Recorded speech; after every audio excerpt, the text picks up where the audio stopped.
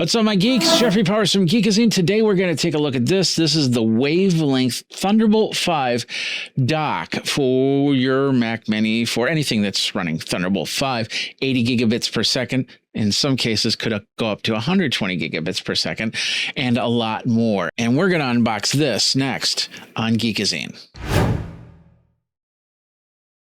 What's up, my geeks? Jeffrey Powers from Geekazine. Think magazine put in a geek. Now, WavLink did send me this dock, but they are not sponsoring this video. All opinions are my own. You can find out all of my rules about reviewing this stuff over at geekazine.com/review. And of course, if you've got a product that you want me to take a look at, just send me a link in the contact below. I'd like to thank my Patreons for being a part of this. You can become a Patreon too over at patreon.com/geekazine. And of course, if you'd like to send me a one-time tip, that's over at venmo.com/geekazine. Let's take a look at the WavLink here. This is a 12-in-1 Thunderbolt 5 dock. It's got a lot of expansion, and we're going to go through all the ports, of course. It's got the transmission experience, the Thunderbolt 5 dock equipped with 4 Thunderbolt 5 ports. Great design with a Kensington lock on there, and of course, your computer C port would need to support Thunderbolt 4 or 5 for this. Of course, if you plug it into a Thunderbolt 4 port, it'll run at Thunderbolt 4 specs. But if you plug it into Thunderbolt 5, you'll be able to use this, and you'll be able to expand this, use other docking stations. Now, in the past, we've done some reviews from WavLink for their NAS devices, and of course, you can plug those into this dock. So you could have 4, 5, 6 different drives in this right here. It's not going to go Thunderbolt 5 speeds, but it will do something at a decent speed. And if you have it all set up together, this thing can be a really big powerhouse.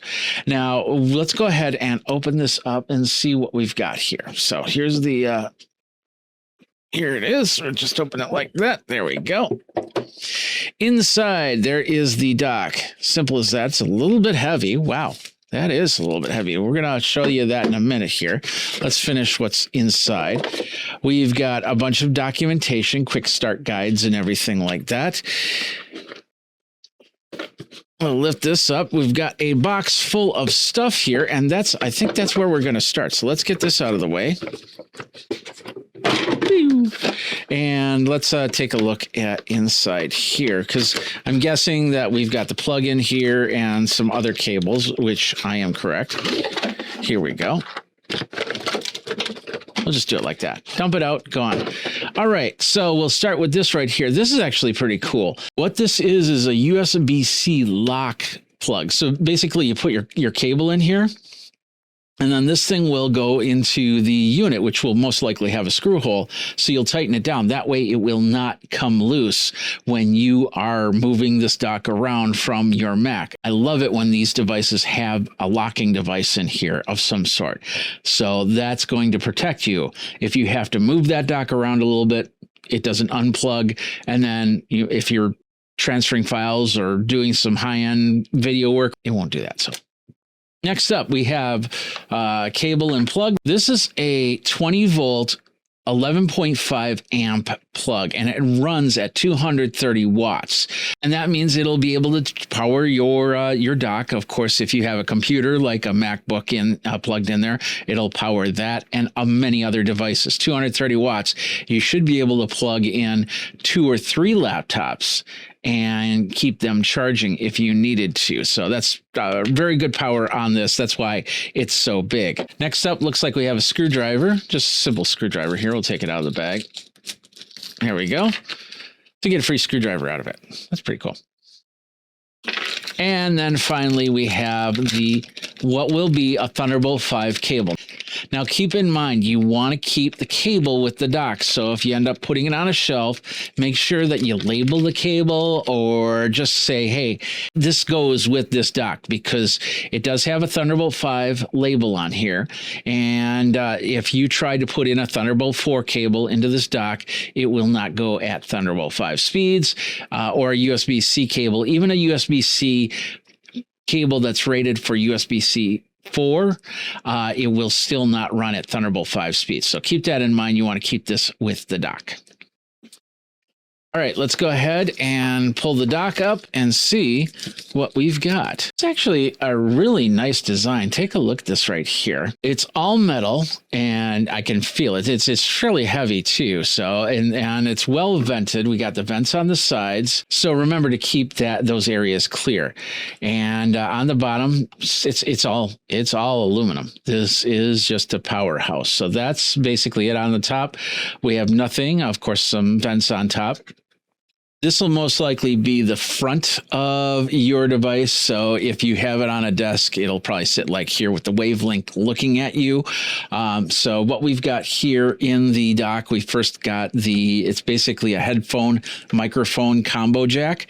Then we have an SD 4.0 and micro SD 4.0 cards. So it'll run hopefully a little bit better speeds for any type of cameras or whatnot that you need to transfer over. We've got a 10 gigabit per second USB-A, actually two of them. And then we have the powered maximum 140 watt USB-C or Thunderbolt, and another Thunderbolt that's PD at 30 watts. So this would be like your MacBook Pro, and then this would be maybe a smaller device. Notice that with this one right here, you see that little dot, that is the screw hole for this thing. So we put it in, we put our cable in, and then we tie it down just like so, which we'll be doing with the cable. Finally, a power button. I'm not really a fan of the power buttons on these things, but there is the power button right there. I'm assuming this is the indicator light that tell you that it's on and it's connected. We see a side vent on the side.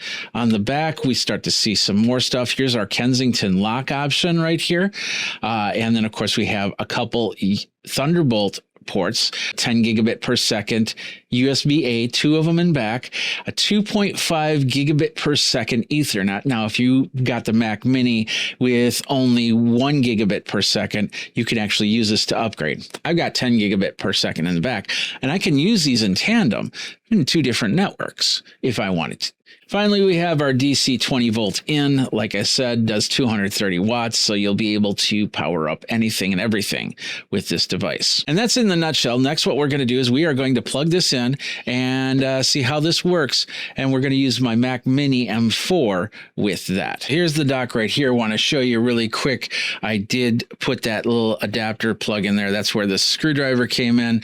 I thought it was actually flathead, but it is Phillips. But notice how, well, I don't know if you can see that, but it actually goes across. So if you used a flathead screwdriver, if you can't find this, then you can get that put in there. But as you can see, it's nice and solid in there, and this cable will not pull out from the computer. Power is off right now. We do have it plugged in the back, and we're good to go. But one thing that you might be asking yourself, and that is, there were no HDMI ports on there. It wasn't a display port on there. What's up with that? Well, it does have video ability, and it can run 8K video. It does it through the USB-C ports. So if you look down here, we have the one USB-C in the front. We've got the two in the back, and it can run a single display at 7680 by 4320 at 144 hertz. Dual display, that's spec for Windows, but Mac will run a 6144 by 3456 at 60 hertz, or a triple display at 4K 144 hertz. So no matter what, you will get at least 4K at 144 hertz. So if you're doing any gaming or you're doing any video editing, that's going to be perfect for this.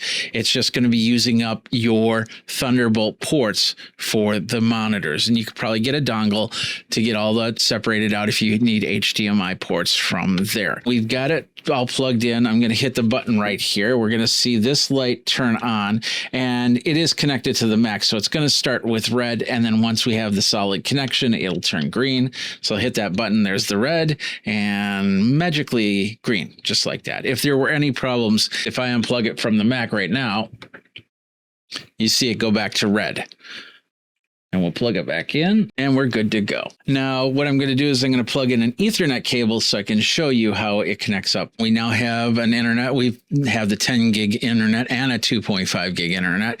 We could have it going to a completely different network if we want a different VLAN if we wanted to, but we have it on the same VLAN right here.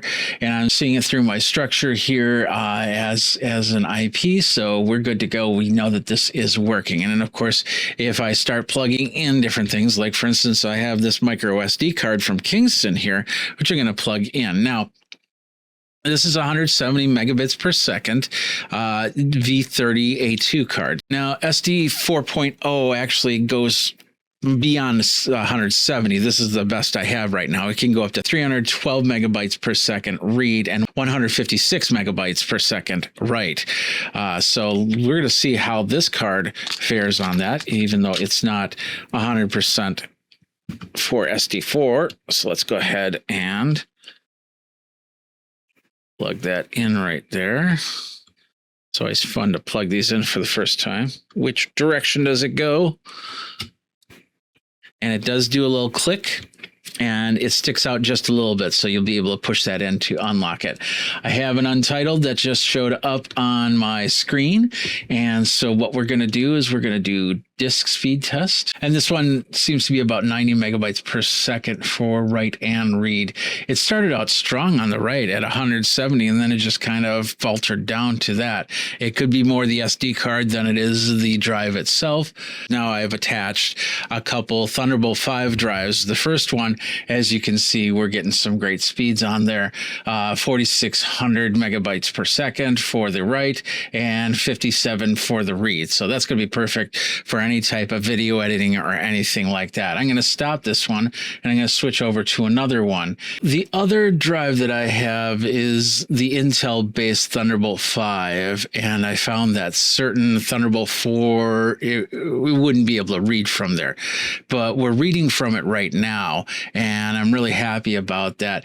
As you can see, we're getting 3,500 megabits per second on this. This is a 4 terabyte NVMe drive, and we're seeing a read time of 3879 megabits per second. The first one was a little faster NVMe. It's actually a PCIe 5.0 NVMe, whereas this is a PCIe 4.0 NVMe inside of here. But as you can see, both of them worked really well, so I could actually connect both of them onto this dock and be able to read and write. Connecting up 8K monitors. I don't have any 8K monitors to connect it up at this point in time, but you'll be able to, like I said, you'll be able to connect it up without any extra drivers. At least the instructions say that you do not have to put on display link drivers or anything like that. You should just be able to plug this into your Mac Pro or whatever, and then it'll connect up to whatever monitor configuration you have in your office or gaming center or wherever you are. So for the most part, run through some of the tests. We saw the older SD card that connected up. We saw the NVMe drives connect up and easy. And like I said, this one right here, which runs the Intel architecture, if you watch the video for that, there's actually 2 of them that I reviewed that both would not connect up to an older machine. Now, what we're going to do is we're going to take the WavLink, and I'm going to actually plug it into this computer that you're actually watching me record from. We got it hooked up. As you can see, there's the Ethernet. It is working pretty well. It's actually doing a link speed of 1 gigabit per second. I'm not exactly sure why, but we're also doing disk speed test. I have one of the external NVMe's attached to the faster one from the Mac, and as you can see, it's not as fast for the read or the write speed when it comes to this, but this is connected up to a Thunderbolt 4 port, but it's still more than capable of doing this. Now, keep in mind, Thunderbolt 4 will be the lowest speed Thunderbolt that you can actually connect this dock up to. If you try to dock it up to a Thunderbolt 3, it will not work because the technology is incompatible. So, but if you have Thunderbolt 4, if you have Thunderbolt 5, it's perfect. And if you bought a Mac Mini with Thunderbolt 4, you can purchase this dock and use this dock. When you purchase your next Mac with Thunderbolt 5, that will be ready for you to use this dock at its full capacity. So we hooked it up to the Mac, we hooked it up to the PC, we got 2 different results. Let's talk about some pros and cons. As you saw, it's very straightforward. I would have liked to have seen a actual HDMI port on there, but you can always get a Thunderbolt to HDMI port on if you need it for your monitors. Connecting it out to the monitors, I did do that, and I had 1080 portable monitors, and they connected up without any issue. My MacBook Air also connected up without a problem, and I was able to charge and use the dock, so that's perfect for that.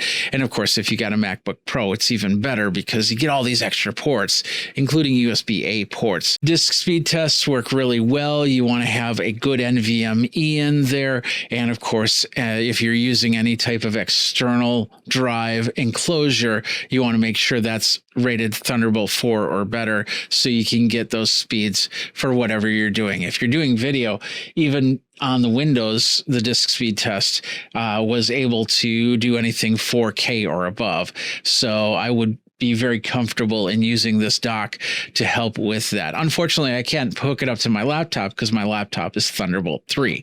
Another cool pro is about the actual use of the dock and its cooling ability. It doesn't get too hot. In fact, I don't feel any heat coming from it from the touch. I suppose if I start plugging in a whole bunch of stuff, I might get a little bit of warmth from it, but so far so good. It's not going to feel warm with the hands. And of course, there's more than enough aluminum around there that will allow it to keep it breathing without a problem. I do love the fact that I don't see any plastic in this. It's a very solid dock. And that's important in this day and age when somebody can actually use more plastic than aluminum and save some money on materials. But this dock does not do that. So in all, out of all the docks that I've been reviewing, I really like this WavLink dock for Thunderbolt 5, and I will probably be connecting it up to my Mac Mini for high-end projects. But my question is, what do you use your docks for? And do you need a dock? What do you think of the WavLink? Let me know in the comments below over at Geekazine.com, YouTube.com/Geekazine, where you can like, subscribe, hit that bell notification so you know when the next video comes out. Until next time, my name is Jeffrey Powers. Thanks a lot for watching. You guys geek out and dock your Mac with WavLink.